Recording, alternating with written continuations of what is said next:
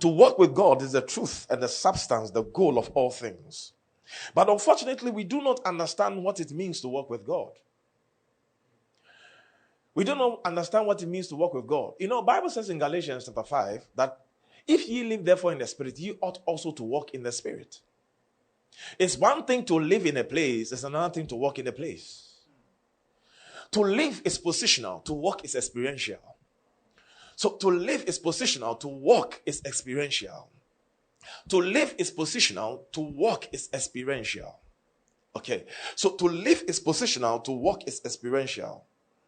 And this experience is different from the religious definition of walking with God.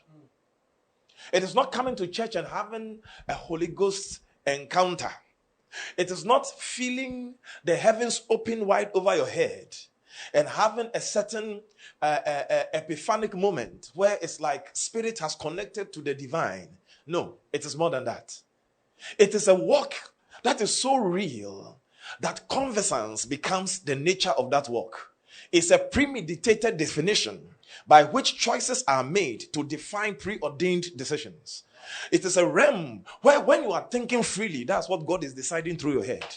He said he have the mind of Christ. The mind of Christ is to think like God per second. Actually, God gave you his mind to think like God in real time. So we have to come to a place where we activate this walk to the extent that you don't have to inquire. The question is answered by the thinking. You come to a place where before you've ever asked God, is it your will? You have chosen it already. And you know it that this is the will of God. And this is how to walk with God. So the goal of walking with God is what God has intended from the beginning. You understand that when God made Adam and made him in his image and likeness, God gave him two trees in the garden. The tree of life and the tree of good and of evil. And the Bible said, he said, of all the trees in the garden, Adam can eat except for the tree of good and evil. I thought that God, after saying all this, would have eliminated that tree or put a barricade around this tree. But he didn't. He left it so. And actually, Bible said, by the time Adam was naming all the animals and all the trees and all the plants, whatsoever Adam called it, that was the name. What it meant was that Adam was operating at God's level of intelligence. God didn't have to correct him that that's the wrong name. God accepted the name. How was that possible? There was a key that Adam and God had, and the key was the key of fellowship. Every day God walked with Adam, Adam knew more about God's thoughts, God's choices, God's thinking, God's pattern, God's feeling in his walk. The more we walk with God, no wonder Hebrews 12:2 said, looking unto Jesus, the author and the finisher of our faith. It's so amazing that this divine life of spirit is only defined by the gaze. It is only defined by the gaze. Your gaze will define the manifestation of the life. So whatever you are looking at will define whatever you are reproducing in life.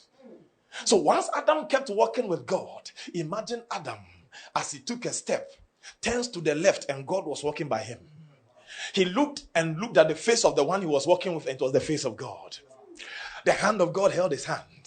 The feet of God took a spouse. In fact, the Hebrew says that Adam walked in the cool of the day. The voice of the Lord walked there. The word walk there is a spousal walk. It was a walk between a couple. So God and Adam were walking coolly in the day. It was a daily occurrence. And the fellowship became the means for tutelage. Many people say they don't know what God is thinking. They don't know if it's the will of God. It's because there's broken fellowship. The moment there's broken fellowship, confusion comes. So the moment you are getting confused about a lot of decisions, you have to check your fellowship. Something has happened with your walk.